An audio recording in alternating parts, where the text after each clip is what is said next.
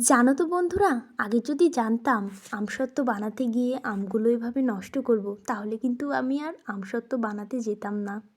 তো আমাদের বাড়ির পিছনে আমার দাদুর অনেকগুলো আমের গাছ ছিল, সেখান থেকে আমার বোন কয়েকটা আম এনে বলছে, দিদি আমসত্ত্ব বানিয়ে দাও তো।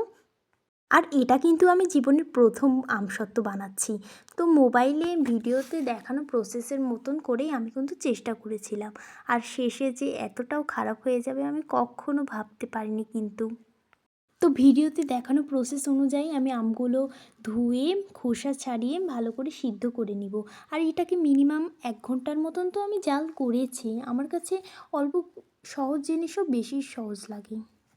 আর এটার শেষ লুক দেখে আমার বাড়ির মানুষগুলো সব হাসতে হাসতে মাথা খারাপ করে দিয়েছে।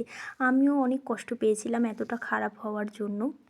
তোমরা কিন্তু অবশ্যই কমেন্টে বলে যাবে আমার এখানে কি ভুল ছিল যে এতটা খারাপ হয়ে গেছে। আর দেখো এটাকে আমারই হাসি পাচ্ছে, আর তোমাদের জন্য কি বলবো। তাও আমি আশা না ছেড়ে একটা ছাঁকনিতে করে ভালো করে পরবর্তীতে কিন্তু আশা না ছেড়ে আবার ছাঁকনিতে করে ছেঁকে দেখো পরও আবার কাদা কাদা হয়ে গেছে। এবং তোমরা অবশ্যই বলে যাবে এটা কি আমার কি খাওয়া উচিত না খাওয়া উচিত না, না ফেলে দেবো। এত কষ্ট করে বানালাম। আর সাবস্ক্রাইব করতে ভুলো না যেন। Bye bye.